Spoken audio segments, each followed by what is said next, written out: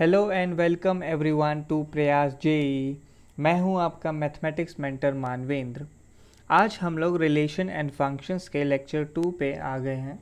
तो लेक्चर 1 तक हमने रिलेशंस ख़त्म कर लिया है। आज हमें फंक्शंस शुरू करना है। तो फंक्शंस की डेफिनेशन यहाँ लिखी हुई है। तो a relation from set X to set Y is called a function. तो एक रिलेशन को ही हम फंक्शन बोलते हैं। तो फंक्शन पहले तो मैं लिख देता हूँ क्या है, is a special kind of relation. Function is a special kind of relation. तो क्या स्पेशल है इसमें? जो भी रिलेशन इन दो गिवन कंडीशंस को सेटिस्फाई करेगी उस रिलेशन को हम लोग फंक्शन बोल सकते हैं। तो फर्स्ट कंडीशन है each element of x is associated with some element of y. Each element of x is associated with some element of y. तो जैसे हम लोग रिलेशन डिफाइन करते हैं, सपोज मैं फंक्शन का नाम f बोल रहा हूँ और फंक्शन अगर x to y defined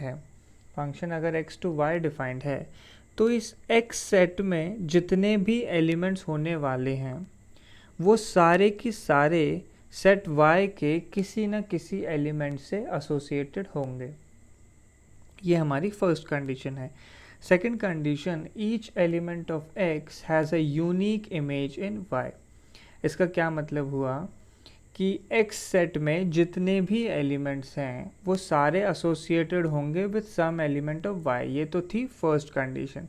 second condition है कि जो एसोसिएशन है वो यूनिक होगा, यानी एक्स सेट में एलिमेंट जो है वो किसी एक यूनिक एलिमेंट से रिलेटेड होगा, किसी एक ही एलिमेंट से रिलेटेड होगा। तो एग्जाम्पल के लिए देख लेते हैं। तो ये जो फर्स्ट डायग्राम हमें दिया हुआ है, तो इसमें पहले सेट का नाम हमें ए दिया हुआ है और दूसरे सेट का नाम बी दिया हुआ है। तो एफ डिफाइंड है ए से बी की तरफ। तो मुझे चेक करना है ये फंक्शन है या नहीं है। तो वैसे तो यहाँ लिखा हुआ है कि ये फंक्शन है, बट हम लोग चेक करते हैं कि ये इन दो कंडीशंस को कैसे सेटिस्फाई करता है। तो फर्स्ट कंडीशन क्या है, फर्स्ट सेट के सारे एलिमेंट सेकंड सेट के किसी न किसी एलिमेंट से रिलेटेड होना चाहिए। तो इस ए को आप लोग देखो, ये ए जो है पी से एसोसिएटेड है, ये बी जो है क्यू से एसोसिएटेड है, सी आर से और डी एस से एसोसिएटेड है। तो ए बी सी और डी सारे की सारे एलिमेंट्स किसी न किसी से एसोसिएटेड है। तो फर्स्ट कंडीशन सेटिस्फाई हो जाती है। Second condition, each element should be associated with a unique element. तो ए देखो केवल एक से ही एसोसिएटेड है, सिर्फ पी से, बी सिर्फ क्यू से, सी सिर्फ आर से और डी सिर्फ एस से। तो हर एलिमेंट यूनिकली एसोसिएटेड है। तो सेकंड कंडीशन भी सेटिस्फाइड हो गई। इसीलिए जो पहला डायग्राम है, जो पहला रिप्रेजेंटेशन है, जो पहला रिलेशन है, वो क्या है, एक फंक्शन है। सेकंड डायग्राम पे आते हैं। तो पहली कंडीशन के लिए देखते हैं। तो देखो ए की इमेज पी है, बी की इमेज क्यू है, सी की इमेज आर है और इस डी की कोई इमेज ही नहीं है। तो डी की कोई इमेज ही नहीं है तो फर्स्ट कंडीशन वॉयलेट हो जाती है। हर एलिमेंट की कोई ना कोई इमेज होना ज़रूरी है, कोई ना कोई एसोसिएशन होना ज़रूरी है। तो ये जो रिलेशन हमारे पास है एक फंक्शन नहीं है। थर्ड पे आते हैं। तो ए की इमेज P है, B की इमेज Q है, C की इमेज R है और D की इमेज भी क्या है, R है। तो फर्स्ट कंडीशन तो सेटिस्फाइड है। पहले सेट के सारे एलिमेंट्स दूसरे सेट में कहीं ना कहीं रिलेटेड हैं। ए भी रिलेटेड है, बी भी रिलेटेड है, सी भी रिलेटेड है और डी भी रिलेटेड है, सारे रिलेटेड हैं। तो first condition is fulfilled. Second condition देखते हैं। Each element of X has a unique image in Y. तो सारे के सारे एलिमेंट्स, फर्स्ट सेट के सारे एलिमेंट्स केवल किसी एक ही एलिमेंट से रिलेटेड होना चाहिए। तो देखो आप ए पी से है, बी क्यू से है, सी आर से है। सी केवल एक ही एलिमेंट से रिलेटेड है आर से। ऐसे ही डी भी केवल एक ही एलिमेंट से रिलेटेड है आर से। तो सी और डी दोनों एक ही से रिलेटेड हैं। यूनिकली रिलेटेड हैं तो ये एक फंक्शन होगा।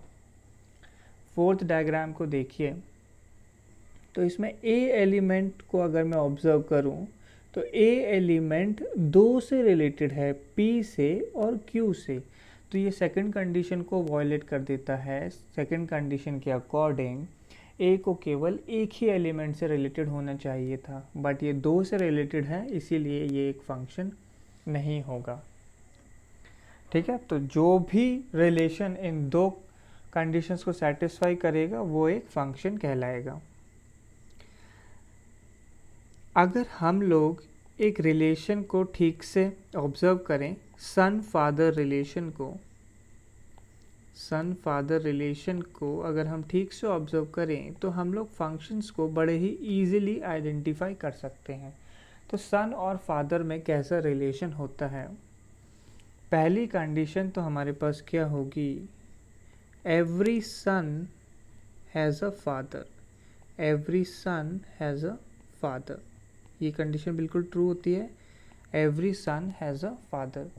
सेकेंड कंडीशन मैं बोल रहा हूँ, 2 सन का एक फादर हो सकता है, it is possible that 2 sons have a same father, 2 बच्चों का एक ही बाप हो, ये चीज़ बिल्कुल पॉसिबल है। और थर्ड कंडीशन, अगर मैं किसी एक इंडिविजुअल की बात करूं तो वो इंडिविजुअल का सन होना ज़रूरी नहीं है।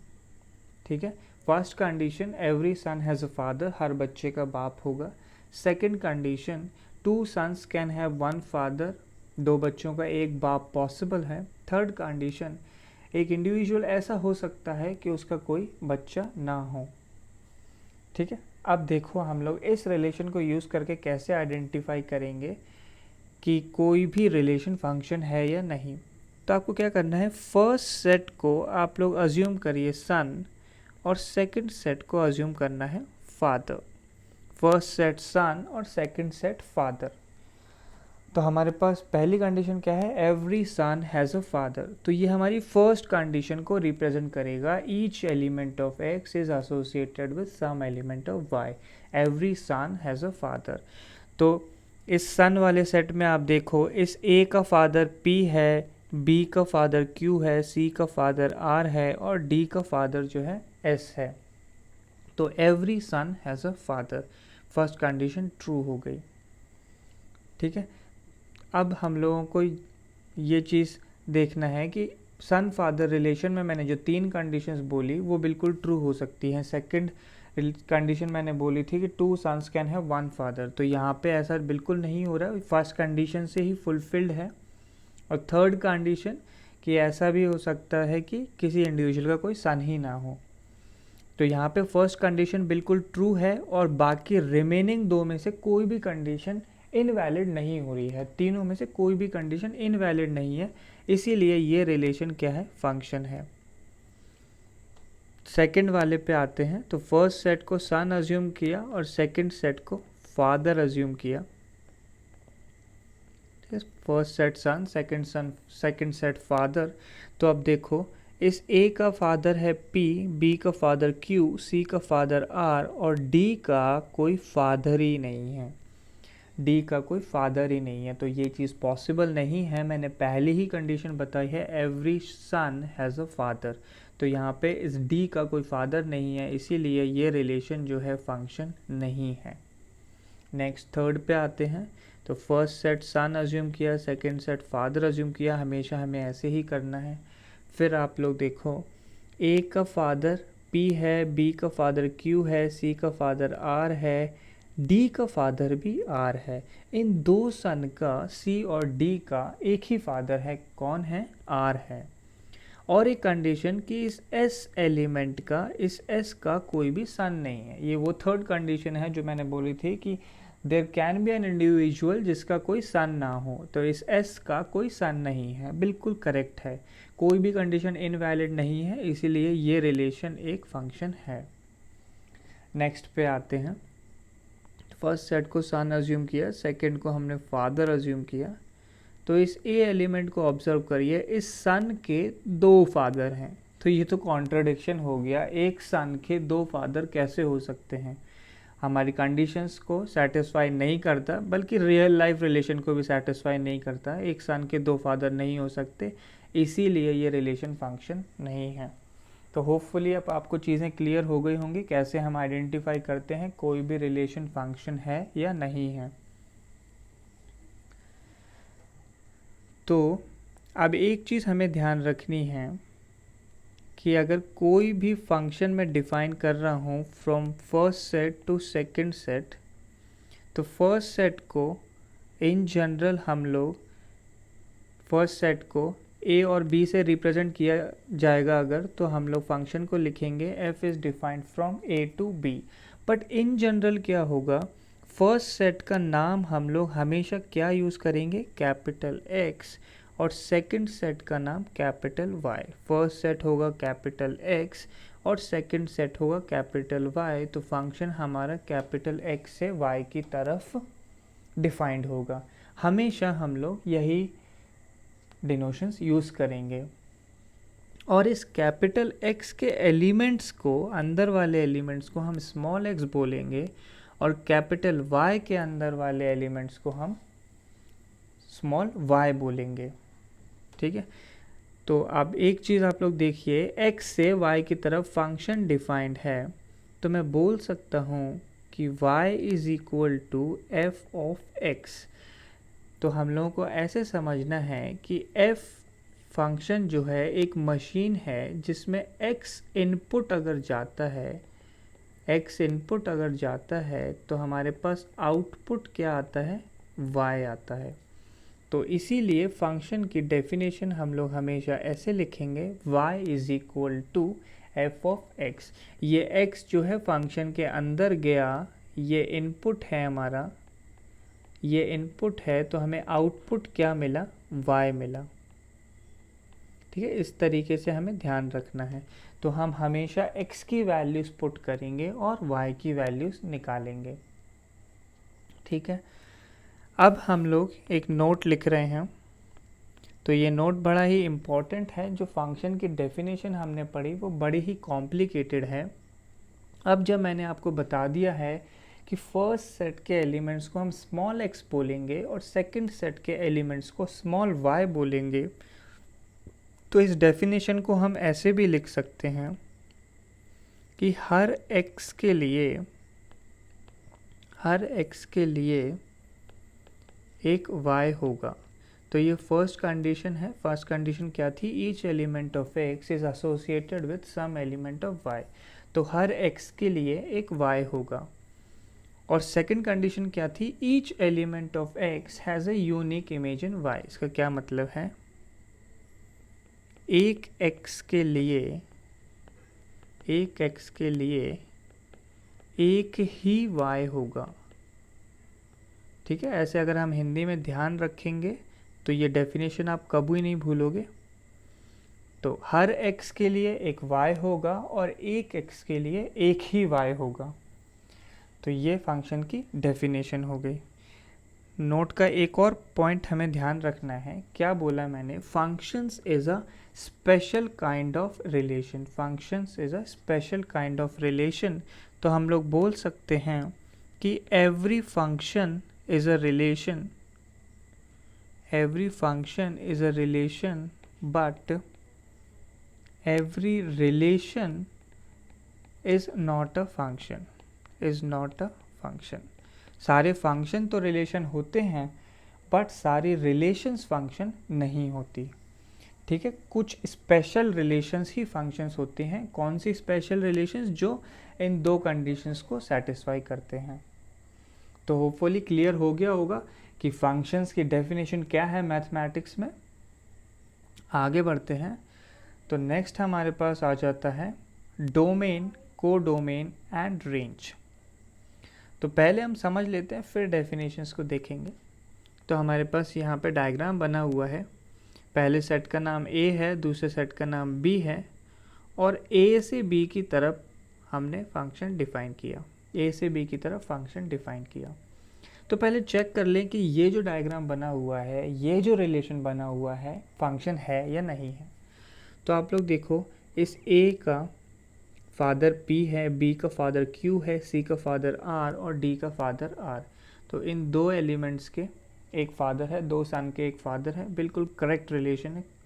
और ये जो S एलिमेंट है ये ऐसा है जिसका कोई सन नहीं है। तो तीनों कंडीशन ट्रू हैं, कोई भी कंडीशन फॉल्स नहीं प्रूव हो रही है, इसलिए ये डायग्राम जो है एक फंक्शन है। अब देखो ये फंक्शन हमने डिफाइन किया फ्रॉम A टू B। ठीक है, अब आपको ध्यान रखना है the first set is called domain of function. The first set is called domain of function. First set में जितने भी एलिमेंट्स होते हैं वो फंक्शंस के क्या, वो इस फंक्शन के क्या होंगे, डोमेन। तो ये जो गिवन फंक्शन है इसके अगर डोमेन मुझे लिखना हो तो क्या हो जाएगी हमारे पास A, B, C and D। First set में जो भी एलिमेंट्स आते हैं उन्हें हम क्या बोल देते हैं, domain. Next case, the second set is called codomain. The second set is called codomain of function. तो कोडोमेन ऑफ फंक्शन क्या हो जाएगी हमारे पास, जो भी सेकंड सेट के एलिमेंट्स हैं। तो सेकंड सेट में कौन कौन से एलिमेंट्स आते हैं, P, Q, R and S। तो सेकंड सेट के एलिमेंट्स को क्या बोल रहे हैं, कोडोमेन, और फर्स्ट सेट के एलिमेंट्स को क्या बोलते हैं, डोमेन। अब ये जो लास्ट वर्ड रह जाता है रेंज, तो range comes from second set. ठीक है, रेंज जो है आता तो सेकंड सेट से है, बट होता क्या है, those elements which are image of elements of first set। ठीक है, those elements which are image of elements of first set. तो ये जो गिवन फंक्शन है इसकी रेंज क्या हो जाएगी हमारे पास, P, Q एंड R। क्योंकि आप देख सकते हैं ये जो एलिमेंट S है ये किसी की इमेज नहीं है, या फिर मैं ऐसे भी बोल सकता हूँ इस S की कोई भी प्री इमेज नहीं है सेट A में। ठीक है, जैसे हमारे पास रिलेशंस में रेंज था वैसे ही फंक्शंस में रेंज है। तो फर्स्ट सेट के सारे एलिमेंट लिख दोगे तो domain of function, second set के सारे एलिमेंट्स लिख दोगे तो को domain of function. But range क्या होता है, रेंज में वो एलिमेंट्स आएंगे जो पहले सेट के एलिमेंट से रिलेटेड हैं। ठीक है, ये चीज़ ध्यान रखनी है आप लोगों के। तो यहाँ से हम लोग बोल सकते हैं कि range is a subset of codomain. Range is a subset of codomain. ठीक है, क्लियर हो गया होगा। रेंज जो है सेकंड सेट का ही पार्ट होता है, इसलिए range is a subset of codomain. अच्छा, एक डेफिनेशन हमने यहाँ लिखी हुई है, डोमेन क्या है, all possible values of x for which F of x exist. देखो ऐसा हर बार नहीं होगा कि आपको फंक्शन में फर्स्ट सेट और सेकंड सेट गिवन हो, कई बार फंक्शन की मैथमेटिकल डेफिनेशन गिवन होगी, सेट्स गिवन नहीं होंगे। तो उस केस में मैंने आप लोगों को बताया कि फर्स्ट सेट को हम लोग कैपिटल X से डिनोट करते हैं और उसके एलिमेंट्स को स्मॉल x से, इसीलिए यहाँ पे लिखा है all possible values of small x for which F of x exist. तो फर्स्ट सेट में जो भी एलिमेंट्स आ सकते हैं वो डोमेन है। रेंज की क्या डेफिनेशन लिखी है, for all values of x, यानी for all values of domain all possible values of F of x. यानी अगर x की वैल्यू आपने a रखी तो y की वैल्यू क्या आती है p, आपने x की वैल्यू b रखी तो y की वैल्यू आती है q, x की वैल्यू c पे y की वैल्यू r, x की वैल्यू d पे भी y की वैल्यू r। तो x की पॉसिबल वैल्यूज़ पे हमें y की जो जो वैल्यूज़ मिलेंगी उसे हम रेंज बोलते हैं। ठीक है, ये दूसरी डेफिनेशन हो गई, बस इसी को कहने का दूसरा तरीका हो गया। तो लॉजिकली देखो डायग्राम जो है हमारे पास कुछ इस तरीके से ड्रॉ होगा। देखो फर्स्ट सेट, ये जो पिंक वाला सेट है इसे कैपिटल X से डिनोट किया हुआ है और इसके अंदर के जो एलिमेंट्स हैं वो स्मॉल x हैं। सेकंड सेट को कैपिटल Y से डिनोट किया है, और X जिन जिन एलिमेंट से रिलेटेड हैं उन सबको तो हम लोग क्या बोल देते हैं, f ऑफ x बोल देते हैं। और इसके बाहर जो भी एलिमेंट्स हैं, जो एक्स्ट्रा एलिमेंट्स होंगे, वो कोडोमेन होंगे। तो पूरा Y सेट तो हमारे पास डायरेक्टली क्या हो जाएगा, कोडोमेन हो जाएगा। तो यहाँ पे ये जो ब्लू वाला सेट है या फिर जो वॉयलेट वाला सेट है वो कोडोमेन है, और जो येलो वाला सेट है हमारे पास वो रेंज है। ठीक है, ये चीज़ क्लियर हो रही होगी आपको कि ब्लू वाले सेट के अंदर ही येलो वाला लाई करता है, because range is a subset of codomain. तो इस डायग्राम से बड़ा ही लॉजिकली क्लियर हो रहा होगा सेकेंड डायग्राम से कि डोमेन के एलिमेंट्स जिस जिस से रिलेटेड हैं, डोमेन के एलिमेंट जिस जिस से रिलेटेड हैं उनको तो हमने रेंज बोल दिया। ठीक है, डोमेन के एलिमेंट जिस जिस से रिलेटेड हैं उन्हें हमने रेंज बोल दिया, बाकी पूरे सेट को हम लोग क्या बोलते हैं, कोडोमेन बोलते हैं। तो फुल सेट इज कोडोमेन, और रिलेटेड एलिमेंट्स का सेट क्या होता है, range, because range is a subset of codomain. Range का जो सर्कल आएगा वो कोडोमेन के सर्कल के हमेशा अंदर ही होगा या उसके इक्वल हो सकता है। ठीक है, क्लियर हो गया होगा। नेक्स्ट आ जाते हैं हम लोग ग्राफिकल रिप्रेजेंटेशन ऑफ फंक्शन पे। तो फंक्शंस का ग्राफ बनाने की कोशिश करते हैं। एक फंक्शन लिया हमने y is equal to f of x is equal to x square. तो आप लोगों को ध्यान रखना है, मैं फंक्शन को हमेशा y is equal to f of x लिखूँगा, तो मेरे पास रिलेशन क्या है, y is equal to x square. तो देखो मैंने रिलेशन वर्ड यूज़ किया, that is always true because every function is a relation. तो हम लोग y is equal to x square का ग्राफ ड्रॉ करेंगे। अच्छा, तो ग्राफ जो है हमारा x और y एक्सिस पे ड्रॉ होता है, इसीलिए हम लोग हमेशा x और y वेरिएबल्स ही यूज़ कर रहे हैं। ठीक है, ताकि हम लोग उसका ग्राफ बड़े इजीली ड्रॉ कर पाए, हमें कोई कन्फ्यूजन ना हो। तो y is equal to x square का ग्राफ ड्रॉ करते हैं। तो ग्राफ ड्रॉ करने के लिए पॉइंट्स प्लॉट करने होते हैं। तो रैंडमली कोई भी पॉइंट्स हम देखते हैं, तो x की वैल्यू अगर मैंने 0 ली तो y की वैल्यू 0 आ जाती है। y is equal to x square में पुट करना है। x की वैल्यू 1 ली तो y की वैल्यू 1 आ जाती है। x की वैल्यू -1 ली तो y की वैल्यू 1 आ जाती है। x की वैल्यू 2 पे y की वैल्यू 4, x की वैल्यू -2 पे भी y की वैल्यू 4। इन सारे पॉइंट्स को मैं प्लॉट करता हूँ, तो ऐसे 0,0 आएगा, 1,1 आएगा, 2,4 आएगा। तो इसका ग्राफ जो है कुछ इस तरीके से बनता है।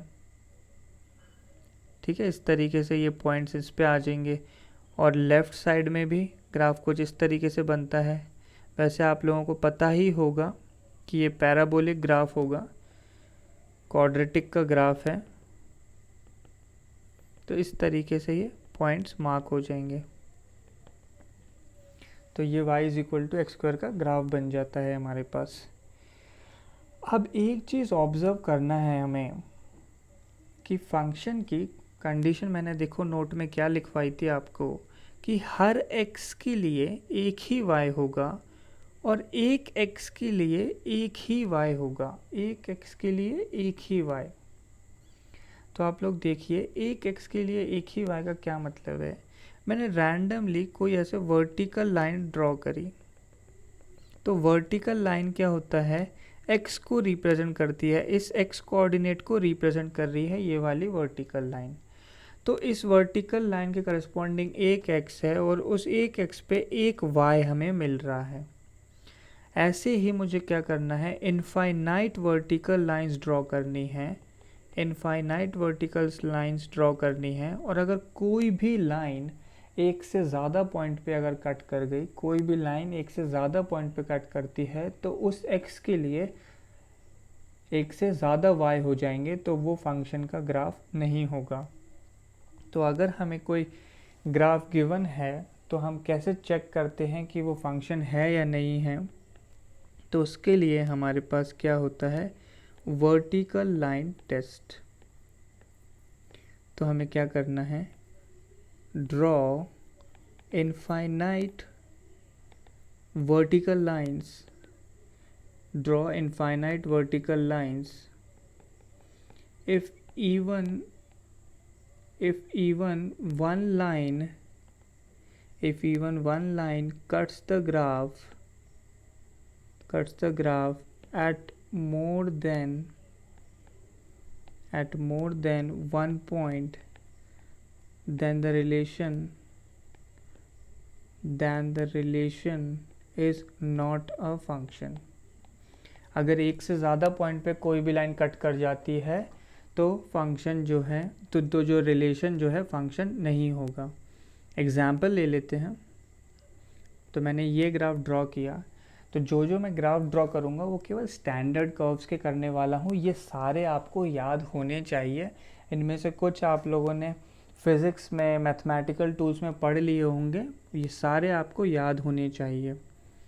तो X square is equal to Y का ग्राफ ड्रॉ किया है ये मैंने, sorry, X is equal to Y square का, X is equal to Y square का ग्राफ ड्रॉ किया है. और अगर नहीं समझ में आता है तो आप पॉइंट्स मार्क करो, कोऑर्डिनेट्स बनाओ ग्राफ पे और उन्हें ज्वाइन कर दो, तो कर्व जो है कुछ ऐसा आ जाता है. तो देखो इस पे मैंने वर्टिकल लाइन ड्रॉ करने की कोशिश करी. ये वर्टिकल लाइन एक से ज़्यादा पॉइंट पे कट कर गई तो ये फंक्शन नहीं होगा. वर्टिकल लाइन अगर एक से ज़्यादा पॉइंट पे कट कर जाती है तो फंक्शन नहीं होता. और इक्वेशन से आप लोग कैसे देख सकते हैं, देखो वाई स्क्वायर की वैल्यू एक्स दी हुई है, यानी वाई की वैल्यू क्या हो जाएगी, प्लस माइनस रूट एक्स. तो अगर आपने एक्स की एक वैल्यू रखी, सपोज एक्स की वैल्यू आप 2 रख देते हो, एक्स की वैल्यू अगर 2 रख देते हो तो y की वैल्यू 2 आ जाएंगी, प्लस माइनस रूट 2. तो एक x पे 2 y आ गए तो फंक्शन नहीं होगा. किसी भी तरीके से सोच सकते हैं. कुछ और एग्जांपल्स ले लेते हैं. सपोज मैंने ऐसे सर्कल ड्रॉ कर दिया. सर्कल की इक्वेशन होती है x square plus y square equal to 1. तो ऐसा आपको इक्वेशन से डरने की ज़रूरत नहीं है. ये through out the mathematics in 2 years में हम सारी इक्वेशंस पढ़ने वाले हैं. तो इसमें देखो ऐसे वर्टिकल लाइन मैंने ड्रॉ करी तो ये एक से ज़्यादा पॉइंट पे कट कर गई तो ये फंक्शन नहीं है. ऐसे मैंने एक डायग्राम एलिप्स ड्रॉ किया. एलिप्स की इक्वेशन होती है x square by a square plus y square by b square is equal to 1. इसमें भी देखो वर्टिकल लाइंस ड्रॉ करेंगे अगर तो वो एक से ज़्यादा पॉइंट पे कट कर गई तो ये फंक्शन नहीं होगा. कुछ और ग्राफ ड्रॉ कर लेते हैं. ये ग्राफ ड्रॉ किया मैंने. ये ग्राफ होता है हमारे पास y is equal to 1/x का. इसमें आप लोग देखो कितनी भी वर्टिकल लाइंस आप लोग ड्रॉ कर लो, इनफाइनाइट वर्टिकल लाइंस ड्रॉ करनी होती हैं. कोई भी वर्टिकल लाइन एक से ज़्यादा पॉइंट पे कट नहीं करेगी तो ये जो है एक फंक्शन होगा. ठीक है, एक और ग्राफ ड्रॉ कर देता हूँ. मैंने ये ग्राफ ड्रॉ किया तो ये y is equal to 1/x square का ग्राफ होता है. इस पे आप लोग वर्टिकल लाइंस ड्रॉ करो तो कोई भी वर्टिकल लाइन आप देख सकते हैं, कोई भी वर्टिकल लाइन एक से ज़्यादा पॉइंट पे कट नहीं कर रही है. ऐसा है या नहीं, होगा या नहीं होगा, कोई भी वर्टिकल लाइन एक से ज़्यादा पॉइंट पे कट नहीं कर रही है. देख लो आप x की कोई भी वैल्यू रखो 2y नहीं आएंगे तो ये एक फंक्शन है. None of the vertical lines intersects the graph at more than 1 points. Maximum एक पॉइंट पे लाइन कट कर रही हैं. तो ये होता है हमारा वर्टिकल लाइन टेस्ट. तो रैंडमली कोई भी ग्राफ आपको गिवन हो तो आपको बस वर्टिकल लाइन ड्रॉ करनी है. अगर वर्टिकल लाइन एक से ज़्यादा पॉइंट पे कट कर जाए तो वो फंक्शन नहीं होगा. तो कोई भी XYZ ग्राफ गिवन हो सिर्फ वर्टिकल लाइंस ड्रॉ करनी है. तो क्लियर हो गया होगा ये सारी चीज़ें आपको. आगे बढ़ते हैं.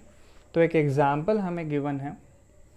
f of x की वैल्यू है 3x raised to the power 4 minus 5x square plus 9 और हमें वैल्यू निकालनी है f of x minus 1 की. तो देखो f of x का क्या मतलब है, हमें ये फंक्शन दिया हुआ है और अगर मुझे F of x minus one निकालना है, इसका क्या मतलब है कि हमें x की जगह, जहाँ भी क्वेश्चन में x लिखा हुआ है उस x की जगह हमें x माइनस वन लिखना है।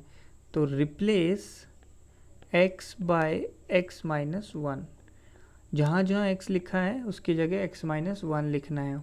तो 3, ये x की पावर 4 है तो ये क्या हो जाएगा x माइनस वन की पावर 4, -5, x का स्क्वायर गिवन है तो x माइनस वन का स्क्वायर प्लस 9।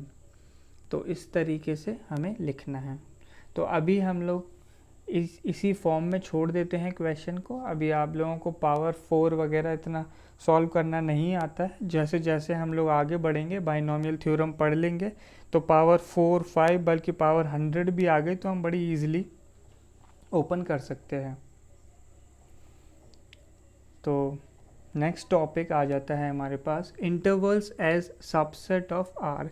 यहाँ पे ये जो आर है वो रियल नंबर है। रियल नंबर्स को हम लोग कैपिटल आर से डिनोट करते हैं, हम लोगों ने सेट्स में पढ़ ही लिया है। तो रियल नंबर्स के सबसेट देखने हैं। तो फर्स्ट हमें यहाँ दिया हुआ है जब x हमारा a से b के बीच में लाई करता है, where a is smaller than b। ये हमारे पास हर जगह है a is smaller than b। यानी हमें x कुछ सपोज ऐसा दिया है, x जो है हमारा 2 से 3 के बीच में है सपोज, ये एग्जाम्पल के लिए आप समझिए। तो x अगर 2 से 3 में है तो ऐसे नंबर लाइन पे मुझे 2 और 3 ड्रॉ करना होगा। तो देखो x की वैल्यू 2 नहीं हो सकती, तो 2 पे मैं क्या करूँगा, एक हॉलो सर्कल लगाऊंगा। और 2 से 3 के बीच में हमारी नंबर लाइन को डार्क कर दिया मैंने, और 3 पे भी हॉलो सर्कल। तो जो वैल्यू इंक्लूडेड नहीं है वहाँ पे मुझे क्या लगाना है, हॉलो सर्कल। तो देखो x की वैल्यू a से b के बीच में थी, तो ऐसे हमने नंबर लाइन ड्रॉ करी, a और b मार्क किया, a से b का बीच का एरिया पूरा डार्क किया हुआ है, और a और b पे क्या है, हॉलो सर्कल। तो बार बार हम लोग इतना लिखें कि x जो है 2 से 3 के बीच में है, तो हम लोग इंटरवल्स यूज़ करते हैं। हम लोग शॉर्ट फॉर्म में ऐसे लिखेंगे कि x जो है 2 से 3 के बीच में है। तो ये रिप्रेजेंटेशन जो है हमें बता देगा कि हमारा x जो है 2 से 3 के बीच में लाई करता है, x बिलोंग्स फ्रॉम 2 to 3। तो आप लोग देखो 2 और 3 दोनों पे मैंने स्मॉल ब्रैकेट यूज़ किया है, सिंपल ब्रैकेट यूज़ किया है। सिंपल ब्रैकेट का मतलब वो वैल्यू इंक्लूडेड नहीं है, तो 2 और 3 इंक्लूडेड नहीं है, ठीक है। 2 से 3 के बीच की वैल्यूज़ हैं, 2 और 3 इंक्लूडेड नहीं है। नेक्स्ट पे आते हैं, यहाँ पे x दिया हुआ है a to b और यहाँ पे इक्वल का साइन भी लगा हुआ है। तो एग्जाम्पल के लिए आप लोग देखो, x अगर 2 से 3 में है तो x की वैल्यू 2 भी हो सकती है और 3 भी हो सकती है। तो नंबर लाइन ड्रॉ करी, 2 मार्क किया, 3 मार्क किया, x की वैल्यू 2 हो सकती है, तो 2 पे इस बार मैंने डार्क सर्कल बनाया, हॉलो सर्कल नहीं, डार्क सॉलिड सर्कल बनाया। 2 से 3 की सारी वैल्यूज़ तो हो ही सकती हैं, इसलिए इसे डार्क किया, और 3 को भी डार्क किया। तो 2 से 3 के बीच की सारी वैल्यूज़ पॉसिबल थी इंक्लूडिंग 2 एंड 3, तो सब कुछ डार्क किया मैंने, 2 को भी, 3 को भी और बीच के इंटरवल को भी। तो अगर a से b के बीच में है तो डायग्राम कुछ ऐसा बन जाएगा, a और b मार्क किया, a भी डार्क, b भी डार्क, और उनके बीच का पोर्शन भी डार्क। तो इसको हम लोग किस तरीके से रिप्रेजेंट करते हैं, हम लोग लिखेंगे x बिलोंग्स फ्रॉम 2 to 3। इस बार देखो मैंने ब्रैकेट्स जो हैं स्क्वायर यूज़ करे हैं। तो स्क्वायर ब्रैकेट्स किसे रिप्रेजेंट करता है, क्लोज्ड इंटरवल को, ठीक है। क्लोज्ड इंटरवल का क्या मतलब हो गया, एंड पॉइंट्स भी इंक्लूडेड हैं। क्लोज्ड इंटरवल का मतलब हो गया एंड पॉइंट्स आर इंक्लूडेड। तो स्क्वायर ब्रैकेट हमारा क्या रिप्रेजेंट करता है, एंड पॉइंट को इंक्लूड करना। तो 2 से 3 where x can be greater than equal to 2 and less than equal to 3, तो हम लोग ऐसे रिप्रेजेंट करेंगे। तो अगर a to b दोनों पे स्क्वायर ब्रैकेट लगा है, मतलब a से b की बीच की वैल्यूज़ आ सकती हैं, a भी आ सकता है और b भी आ सकता है। नेक्स्ट, तो नेक्स्ट एग्जाम्पल देखो किस तरीके से लिखा है, x जो है 2 से बड़ा है, 2 के इक्वल नहीं but less than equal to 3, उसकी वैल्यू 3 हो सकती है। 2 से 3 के बीच में कुछ भी हो सकता है और 3 भी हो सकता है। तो हमने 2 और 3 ड्रॉ किया। देखो 3 इंक्लूडेड है तो 3 पे डार्क सर्कल आएगा। 2 से 3 के बीच की सारी वैल्यूज़ आएंगी। देखो 2 नहीं हो सकता, x की वैल्यू 2 नहीं हो सकती, इसलिए 2 पे हॉलो सर्कल लगाया। तो ये डायग्राम भी आप लोग देख सकते हैं ए से बी के कैसा डायग्राम बनेगा। तो सिंपल ब्रैकेट हमारा क्या रिप्रेजेंट करता है, and point not included, simple bracket. और स्क्वायर ब्रैकेट क्या रिप्रेजेंट करता है, एंड पॉइंट इंक्लूड करना, एंड पॉइंट इंक्लूडेड। तो यहाँ पे देखिए x की वैल्यू 2 नहीं हो सकती, तो 2 पे क्या आएगा, स्मॉल ब्रैकेट, और 3 हो सकती है तो 3 पे क्लोज ब्रैकेट। तो ये 2 से 3 का इंटरवल हो गया। नेक्स्ट, तो इस बार हम लोगों ने ऐसे 2 पे इक्वल लगा लिया और 3 पे ओपन लगाया, तो नंबर लाइन कैसी बनेगी, 2 से 3, 2 पे इस बार क्या आ जाएगा, डार्क सर्कल, पूरा इंटरवल डार्क किया, और 3 पे क्या, हॉलो सर्कल। तो यहाँ पे अगर मैं लिखूंगा तो क्या आएगा, x बिलोंग्स फ्रॉम 2 क्लोज्ड, 2 पे स्क्वायर ब्रैकेट आ गया क्योंकि वैल्यू 2 हो सकती है, और 3 पे ओपन ब्रैकेट, स्मॉल ब्रैकेट। ठीक है, तो सारे आपको समझ में आ गए होंगे इंटरवल्स। नेक्स्ट इंटरवल्स, जो नेक्स्ट सेट ऑफ इंटरवल्स हैं वो इनफाइनाइट सेट्स के लिए आ रहे हैं। यानी x ग्रेटर देन a लिखा है, तो x ग्रेटर देन सपोज 2 है, तो x 2 से बड़ा कुछ भी हो सकता है। तो मैंने नंबर लाइन ड्रॉ करी, उसमें कहीं पे 2 आएगा। x की वैल्यू देखो इक्वल टू 2 नहीं है, तो 2 पे हॉलो सर्कल, और 2 के आगे 2 से बड़ा कुछ भी हो सकता है, तो ऐसे एरो लगा दिया, आगे की कोई भी वैल्यू पॉसिबल है। तो x ग्रेटर देन a के लिए डायग्राम कुछ ऐसा बन जाएगा, a पे हॉलो सर्कल आएगा और आगे की तरफ हमने रे बना दी है, तो कोई भी वैल्यू आ सकती है a के आगे। तो देखो इस इंटरवल को अगर मैं रिप्रेजेंट करना चाहूँ तो x बिलोंग्स फ्रॉम 2, 2 से बड़ा होगा x, और 2 पे क्या आएगा, स्मॉल ब्रैकेट आएगा, सिंपल ब्रैकेट आएगा क्योंकि वैल्यू 2 नहीं हो सकती। अब 2 से आगे सारी वैल्यूज़ को, बाकियों को हम लोग क्या आगे लिख देते हैं, इन्फिनिटी। इन्फिनिटी क्या है, एक बहुत बड़ा नंबर। जितने भी नंबर्स हम आगे सोच सकें वो सारों को हम लोग क्या बोल देते हैं, इन्फिनिटी। तो इन्फिनिटी एक बहुत बड़ा नंबर है, एक इतना बड़ा नंबर कि हम सोच भी नहीं सकते। तो इसीलिए इन्फिनिटी पे हमेशा ओपन ब्रैकेट आएगा। इन्फिनिटी पे हमेशा ओपन ब्रैकेट यूज़ करना है। इन्फिनिटी कभी भी क्लोज ब्रैकेट में नहीं आएगी क्योंकि हमें इन्फिनिटी की वैल्यू पता नहीं है। ठीक है, नेक्स्ट, अगर हमारे पास interval x greater than equal to 2 है तो अब आप समझ ही गए होंगे, 2 पे बस क्या होगा, क्लोज ब्रैकेट आ जाएगा, और इन्फिनिटी पे तो हमेशा स्मॉल ब्रैकेट ही आने वाला है। अगर x लेस देन 2 है, x लेस देन 2 है तो 2 इस बार राइट साइड में आएगा, और छोटी क्वांटिटीज़ को लेफ्ट हैंड साइड की तरफ हम लोग स्मॉलेस्ट पॉसिबल वैल्यू को क्या मान लेते हैं, माइनस इन्फिनिटी। तो माइनस इन्फिनिटी पे भी हमेशा हमारा क्या आएगा, ओपन ब्रैकेट आएगा, क्योंकि हमें माइनस इन्फिनिटी की जो वैल्यू है वो पता नहीं है। नंबर लाइंस आपको समझ में आ ही रही होंगी। यहाँ पे लेस देन 2 है, लेस देन b है, तो b पे हॉलो सर्कल आएगा। और अगर x less than equal to 2 हो जाएगा, इक्वल टू 2 होने पे बस क्या होगा, 2 पे एक क्लोज ब्रैकेट आ जाएगा। ठीक है, क्लियर हो गया होगा आप लोगों को। अब नेक्स्ट चीज़ कि हम पूरी नंबर लाइन को कैसे रिप्रेजेंट करेंगे। नंबर लाइन यानी रियल नंबर लाइन, तो वो रिप्रेजेंट होती है माइनस इन्फिनिटी से इन्फिनिटी, दोनों पे क्या, ओपन ब्रैकेट्स। ये हो गया हमारा रियल नंबर लाइन। तो इसको हम लोग कैपिटल R से भी डिनोट कर लेंगे। तो कई बार मैं कैपिटल R लिखूंगा और कई बार मैं ऐसे भी लिख सकता हूँ। तो दोनों ही रिप्रेजेंटेशंस करेक्ट हैं, आप लोगों को ध्यान रखने हैं। तो अब हम लोग आगे आ जाते हैं। हम लोगों ने डोमेन की डेफिनेशन जो है पढ़ ली थी। अब डोमेन पे रिलेटेड कुछ क्वेश्चन पढ़ने हैं, कुछ क्वेश्चंस करने हैं हमें।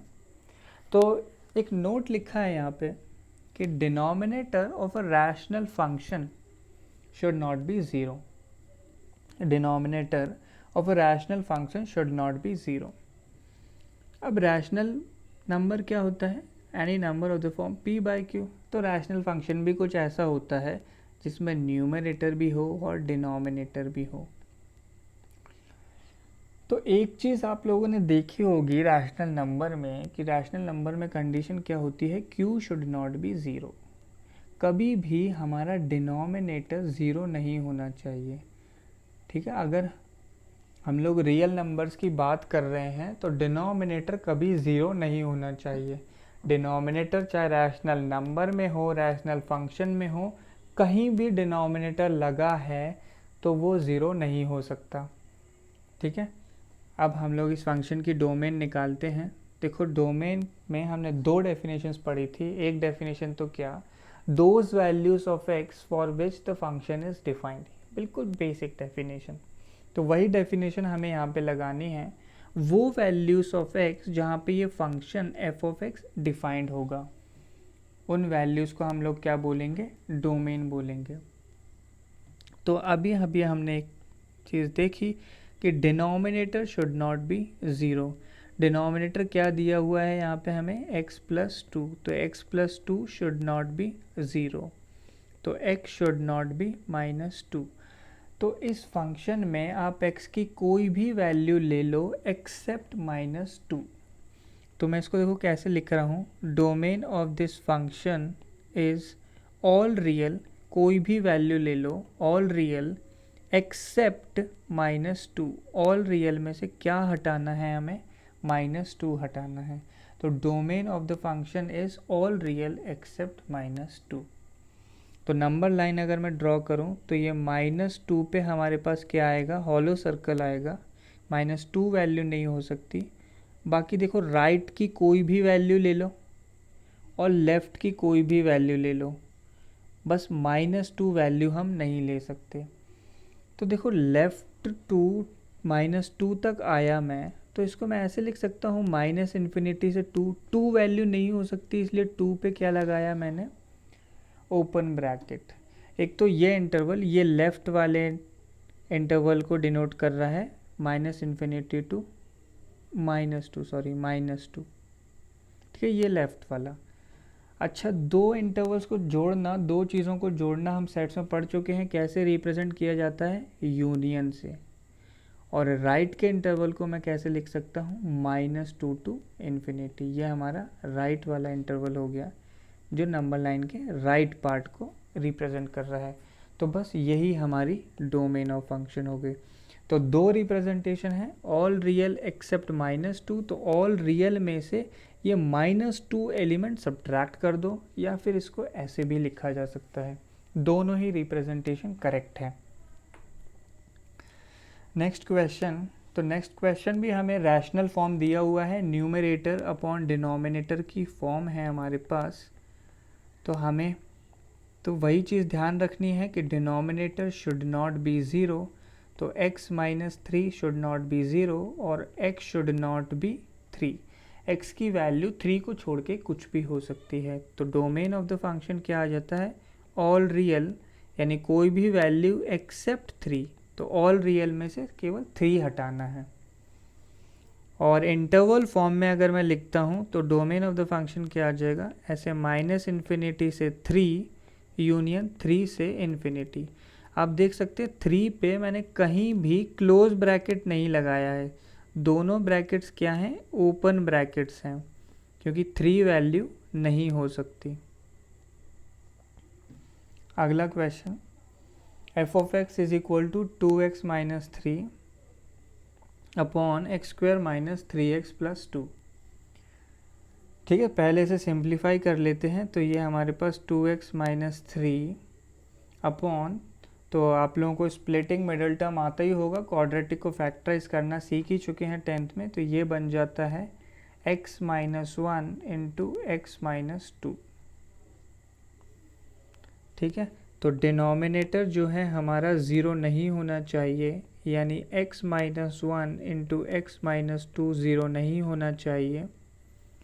तो ये हमारे पास कहाँ कहाँ ज़ीरो होता है, 1 और 2 पे। सो x should not be 1 and 2, x की दो वैल्यूज़ नहीं हो सकती 1 और 2।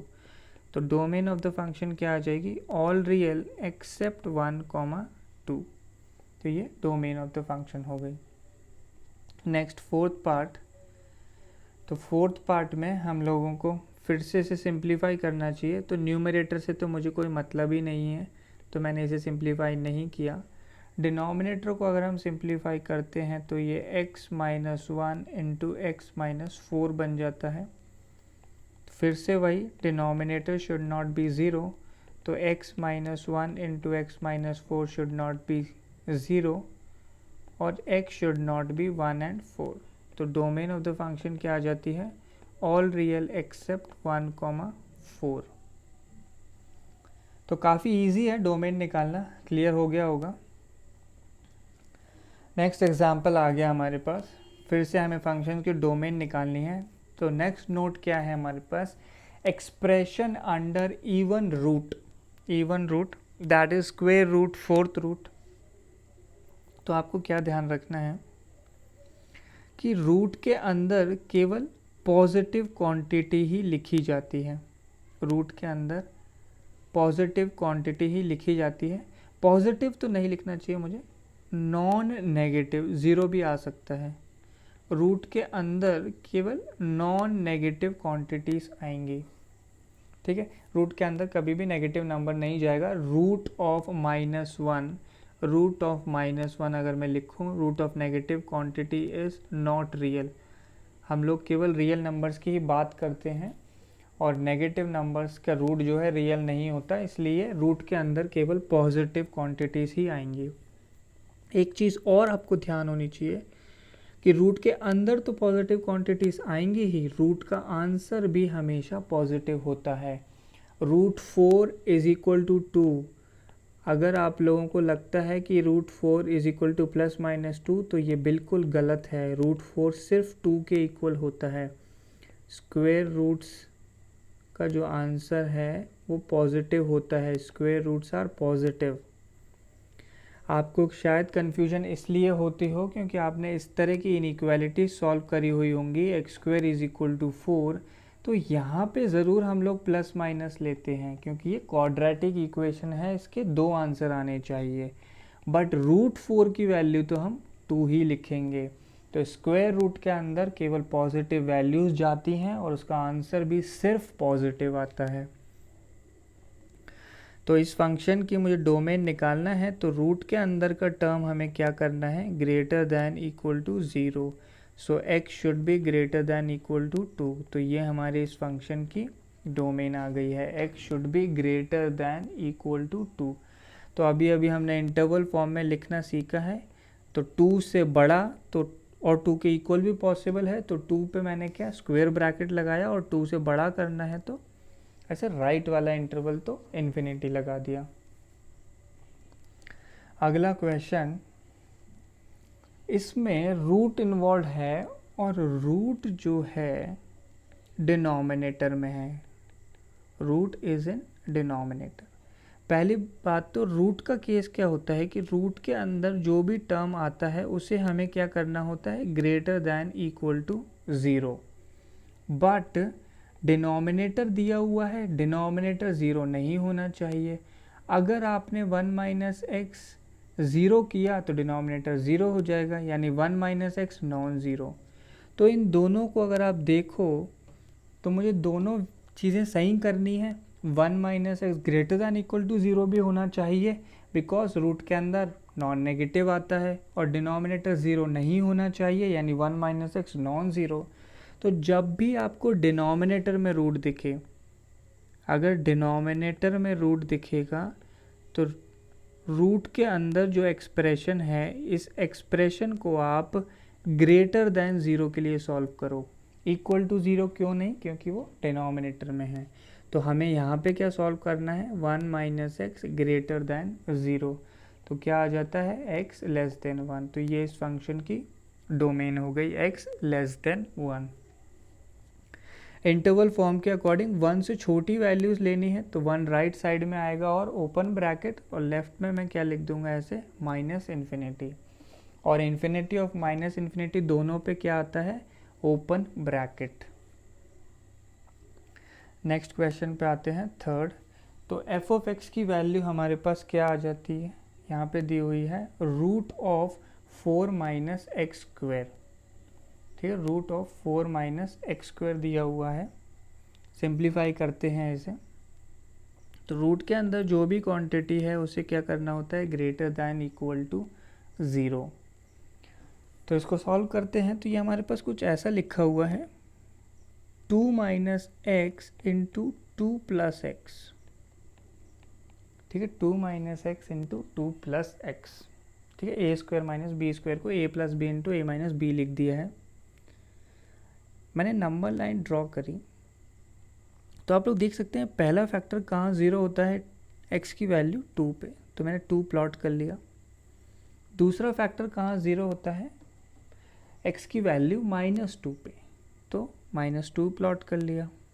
अब आप लोग देखो कि मेरे पास नंबर लाइन के 3 पार्ट बन गए हैं, एक ग्रेटर दैन 2, एक -2 से 2 के बीच में, और एक -2 के लेफ्ट में। अगर मैंने x की वैल्यू 2 से बड़ी रखी, x की कोई भी वैल्यू रख दो, 10 रख दो, 10 रख दी सपोज, तो 2 माइनस 10 क्या हो गया 2 माइनस 10 इंटू 2 प्लस 10 बन जाता है हमारे पास। 2 माइनस 10 क्या -8 इंटू 12, तो ये क्वांटिटी कैसी आ गई नेगेटिव। तो आप लोग 2 से बड़ा कोई भी नंबर रख के देखो क्वांटिटी कैसी आएगी नेगेटिव, तो मैंने यहाँ एक माइनस साइन लगा लिया। नेक्स्ट, इस बीच वाले इंटरवल की कोई वैल्यू रखते हैं -2 से 2 के बीच में, -2 से 2 के बीच में सपोज मैंने x की वैल्यू 0 रख दी, तो क्या बन जाता है 2 माइनस 0 इंटू 2 प्लस 0। ठीक है, ये बन गया मेरे पास, तो ये हो गया 2 इंटू 2 दैट इज़ 4। तो ये वैल्यू कैसी आ गई मेरे पास पॉजिटिव। तो आप -2 से 2 के बीच में कोई भी वैल्यू रखो, आंसर कैसा आने वाला है पॉजिटिव आने वाला है। नेक्स्ट, -2 के लेफ्ट में देखते हैं।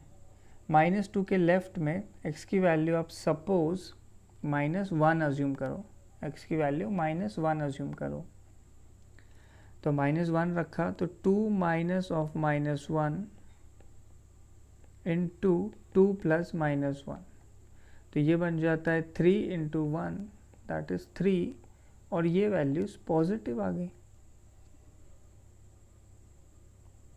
ठीक है, ये वैल्यूज़ जो है पॉजिटिव आ गई। एक बार चेक कर लेते हैं हम लोग।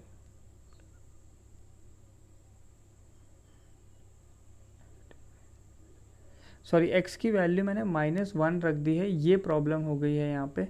हमें -2 से छोटी वैल्यू रखनी है, -2 से छोटी वैल्यू रखनी है, तो x की वैल्यू सपोज -10 रख देता हूँ, तो 2 माइनस ऑफ -10 और 2 प्लस ऑफ -10, तो ये हमारे पास 12 आ जाएगा, और ये दूसरी वैल्यू है वो हमारे पास -8 आ जाएगी, जो भी है वैल्यू नेगेटिव आ जाएगी। तो आपके पास ये x की वैल्यू -1 जो है -2 से 2 के बीच की ही आ गई थी। देखो आंसर पॉजिटिव आया है, तो -2 से 2 के बीच में कोई भी नंबर रखो, आंसर जो है पॉजिटिव आना चाहिए।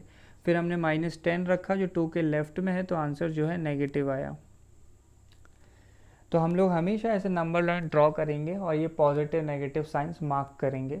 तो इस बार मैंने कैलकुलेशंस कर दी हैं, आगे से हम लोग ओरली करेंगे ये सारी चीज़ें। अब देखो हमें सॉल्व क्या करना था कि ये वाला जो एक्सप्रेशन है ग्रेटर दैन इक्वल टू 0, तो इक्वल टू 0 कहाँ आने वाला है -2 पे 0 आएगा और 2 पे 0 आएगा, और ग्रेटर देन यानी पॉजिटिव कहाँ आ रहा है इस बीच वाले इंटरवल में। तो हमारी फंक्शन की डोमेन क्या आ जाती है इससे, देखो -2 पे मैं स्क्वायर ब्रैकेट लगा रहा हूँ क्योंकि -2 पे वैल्यू 0 है और हमें ग्रेटर दैन इक्वल टू 0 के लिए सॉल्व करना है। और कहाँ तक जा सकते हैं हम 2 तक, 2 पे भी क्लोज्ड क्यों, क्योंकि 2 पे भी वैल्यू 0 है और वो अलाउड है। तो इस फंक्शन की डोमेन क्या आ जाती है, -2 to 2। आगे बढ़ते हैं, नेक्स्ट क्वेश्चन है हमारे पास, एफ ऑफ एक्स की वैल्यू हमें गिवन है √4 - x + 1/√x² - 1। तो पहले हमने इसको सॉल्व किया, इसको सॉल्व करने पे हमारे पास क्या बन जाता है, 4 - x की वैल्यू जो है हमें ग्रेटर दैन इक्वल टू 0 लेनी चाहिए। जहाँ भी स्क्वायर रूट है उसके अंदर का expression greater than equal to 0। तो ये बन जाता है x less than equal to 4। x less than equal to 4 को आप अगर लिखें इंटरवल फॉर्म में तो क्या 4 पे क्लोज्ड आएगा, और 4 से छोटा चाहिए तो इस तरफ -∞ बनेगा। तो -∞ से हमारे पास क्या वैल्यू आ गई है यहाँ पे, 4। नेक्स्ट, यहाँ पे स्क्वायर रूट जो है डिनोमिनेटर में है, स्क्वायर रूट डिनोमिनेटर में हम इक्वेशन कर चुके हैं। तो जो भी एक्सप्रेशन अब रूट के अंदर है वो सिर्फ ग्रेटर दैन 0 होगा। क्यों? क्योंकि ये डिनोमिनेटर में है। स्क्वायर रूट जब भी डिनोमिनेटर में तो सिर्फ ग्रेटर दैन 0। तो बन जाता है x² - 1² लिख सकते हैं इसे। तो ये हमारे पास x - 1 × x + 1 ग्रेटर दैन 0 लिखा है। फिर से नंबर लाइन पे दोनों फैक्टर्स जहाँ भी 0 होते हैं हम प्लॉट करेंगे। पहला फैक्टर कहाँ 0 हो रहा है, 1 पे, दूसरा फैक्टर -1 पे। 1 से बड़ी वैल्यू रखते हैं इस एक्सप्रेशन में, जो भी ये एक्सप्रेशन लिखी हुई है 1 से बड़ी वैल्यू रखोगे तो पॉजिटिव आएगा। -1 से 1 के बीच में आप 0 रख के देख लो तो -1 × 1 -1 बन जाएगा, यहाँ नेगेटिव आएगा। -1 से छोटी वैल्यू लोगे तो वैल्यू रख के देखो कोई भी पॉजिटिव बनेगा। और हमें क्या वैल्यूज़ चाहिए, greater than equal to 0, sorry सिर्फ ग्रेटर दैन 0, इक्वल नहीं लगा है, सिर्फ ग्रेटर दैन 0। तो हमारा एक तो ये वाला इंटरवल आ जाएगा हमारे पास, और -1 पे ओपन लगा होगा क्योंकि 0 वैल्यू नहीं बननी चाहिए, और 1 के राइट में -1 और 1 दोनों पे हॉलो सर्कल। तो लेफ्ट वाले इंटरवल को देखो कैसे लिखा जाएगा, -∞ to -1 यूनियन, राइट वाला इंटरवल कैसे लिखा जाएगा साथ में, 1 to ∞। ये मैं पहले ही एक्सप्लेन कर चुका हूँ कैसे हमें दो इंटरवल्स का यूनियन लेना है। अब एक चीज़ देखिए, अब यहाँ दो फंक्शंस को ऐड किया हुआ है, दो फंक्शन को ऐड किया हुआ है। पहला फंक्शन डिफाइंड है, पहले फंक्शन की डोमेन है -∞ to 4, और दूसरे फंक्शन की डोमेन ये है। और हमें तो ऐसा चाहिए कि दोनों फंक्शन डिफाइंड होने चाहिए, यानी इनके इंटरवल्स का मुझे क्या करना है, इंटरसेक्शन लेना है, कॉमन रीजन सेलेक्ट करना है। तो कॉमन रीजन देखो कैसे सेलेक्ट होता है, जो भी एंड पॉइंट्स हैं वो सारे की सारे मैंने मार्क किए, सारे की सारे नंबर लाइन पे मार्क कर लिए। यहाँ पे एंड पॉइंट्स -1 और 1 है, इन्फिनिटी और -∞ को मार्क करने की ज़रूरत नहीं है, और 4 को मार्क किया। तो आप लोग पहला वाला रिजल्ट देखिए, पहला वाले में क्या है, ऐसे 4 क्लोज्ड है तो 4 पे डार्क सर्कल, और इधर लेफ्ट का पूरा पोर्शन आ जाएगा। तो ये तो हो गया फर्स्ट का आंसर। सेकंड वाला है ऐसे -∞ से -1 तक आ रहा है तो -1 पे हॉलो सर्कल, तो इस तरीके से -1 पे हॉलो सर्कल, 1 पे भी हॉलो, और 1 के राइट की वैल्यूज़ लेनी है अप टिल इन्फिनिटी। तो देखो दोनों आंसर मैंने नंबर लाइन पे ड्रॉ कर लिए हैं। हमें क्या लेना है, अब कॉमन रीजन चाहिए।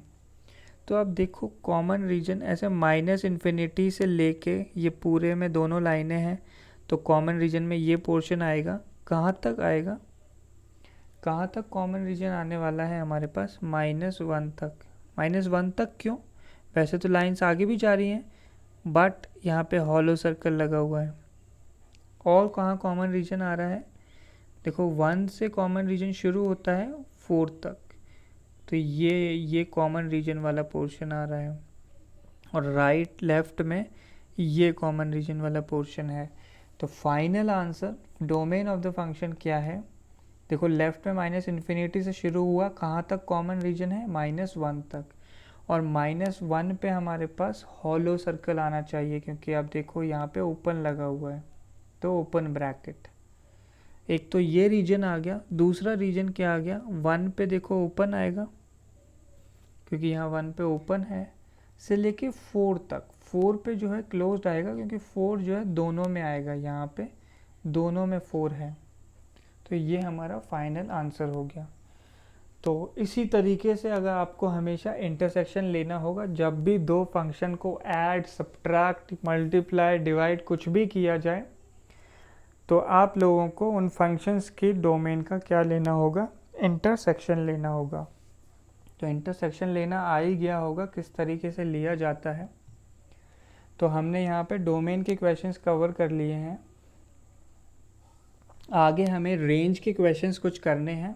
तो अगर आपको ये सारी चीज़ें क्लियर हो गई हों तो please like this video, share it with your friends and classmate, and don't forget to subscribe.